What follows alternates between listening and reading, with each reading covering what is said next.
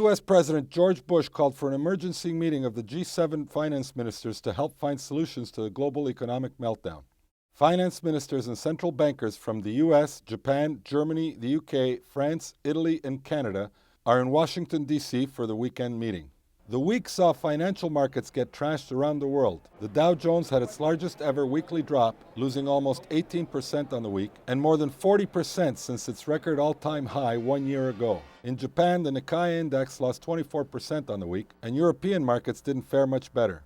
Another bad sign of the times is General Motors. Once the linchpin of the U.S. economy, its stocks are trading at 1950s levels. The automaker had to deny speculation that it's heading for bankruptcy. There's also talk that U.S. Treasury Secretary Henry Paulson is considering the radical step of taking ownership stakes in banks. Many people with money, smart investors, have to know that $700 billion is not going to solve the problem. Part of the problem right now is that nobody knows what the size of the problem itself is. The banks, the financial institutions are holding an enormous amount of bad assets, of mortgage-backed securities and other non-performing assets. They've managed to hide an awful lot of it off balance sheet thanks to decisions that were made in 2003 and 2004 by the Financial Accounting Standards Board and the Securities and Exchange Commission. So our accounting system is so far from transparent that nobody knows for sure the size of the mess. There are estimates that it could be $2 or $3 trillion in these mortgage-backed securities that are being held by our financial institutions, along with the very real, legitimate concerns that the credit markets have remained frozen and that the banks are not lending. They're not lending to each other. They're not lending further down to businesses, to Main Street, to individuals. Is what's going on in the last couple of weeks equivalent to the fall of the Berlin Wall in any way? It's an interesting question. Dr. Michael Introligator at UCLA's Public Policy School had made a very similar comparison, had said it was very similar to what happened to the Soviet Union when it collapsed, and that the Soviet Union was under a lot of external pressure to convert its economy right away from a communist system to a very free market capitalist system. And it discovered it did not have the institutional structure, it did not have the commercial and investment banking structure to have an effective free market system. And lo and behold, here we are today with the realization dawning on people that our institutional structure is not sound, that functionally speaking, much of our commercial banks and investment banks are functionally insolvent today. Right now, the market conditions resemble to some degree what was happening during the banking crisis of 1932, 1933. The money supply was much more constrained then than now. Right now, the central bank is flooding the street with liquidity. But what's similar is in the days and weeks prior to Franklin Roosevelt assuming the presidency in March of 1932, was that there was an awful lot of hoarding in the economy then, and there is hoarding now. Doesn't matter what the central bank does. The Federal Reserve can lower interest rates to zero. It could raise interest rates. It is not going to induce people to part with their money because of the mass psychosis, the mass psychology of fear. When monetary policy becomes completely ineffective, there are very few tools that are left. Now, as far as a macroeconomic tool, the main other tool, other than monetary policy, is fiscal policy. Fiscal policy is divided between tax cuts to stimulate an economy or major spending increases to stimulate activity. The problem with tax cuts in this environment is that they too will be hoarded. They will not be saved, invested, lent. It won't reignite the credit system. So it's gotten to the point where perhaps the only tool left is going to be fiscal policy of a major public works, infrastructure building, spending, New Deal variety.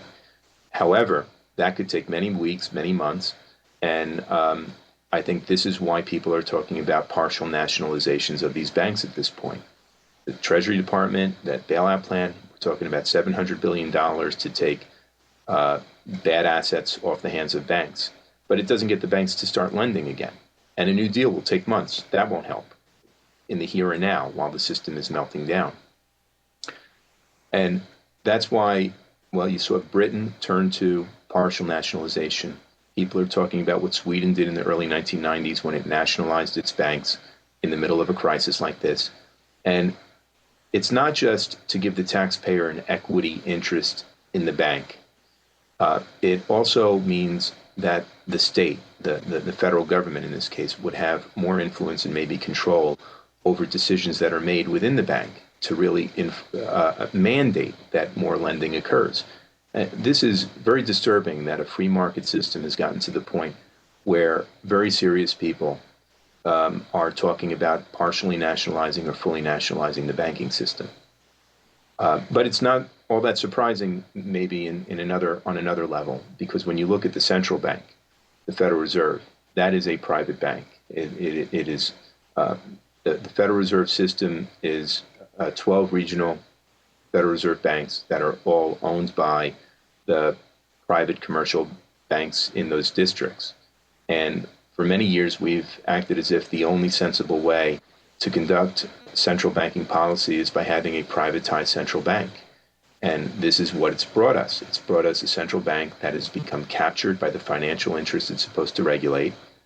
And therefore, there's no regulation that's done. When you look back in history, and this is what gives me some hope, there have been periods of time when the Federal Reserve itself was functionally not independent. From 1941 to 1951, the Federal Reserve was functionally directed and controlled by the White House and Treasury.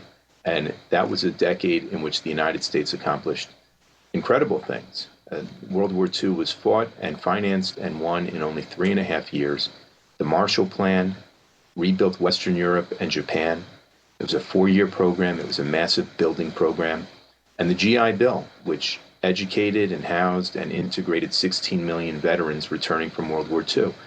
All those major public works programs took place in one decade, 1941 to 1951, when the Federal Reserve was really directed by public officials who were accountable to the electorate. Do you think that the people of the United States are ready for that? Are they willing to the point that they think that the free market is the only way and government intervention? I mean, you know, going back to the famous Ronald Reagan line of the government isn't the solution, but the government is a problem. Are people now realizing that that's not the case, do you think?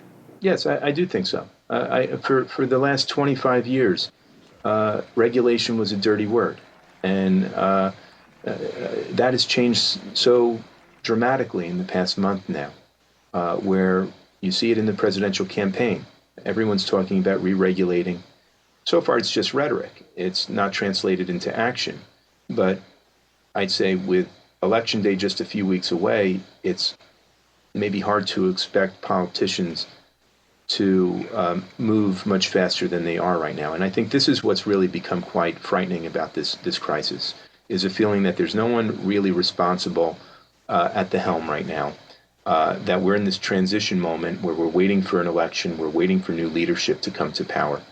And this administration certainly does seem to be mostly wedded to that mindset of deregulation and free markets, and what's perhaps needed at this time, and I would argue it is needed at this time, is an administration in Washington, a president who's ready and willing to take firmer control over the commanding heights of the economy, the financial system, to make sure that the financial system is working for ordinary Americans.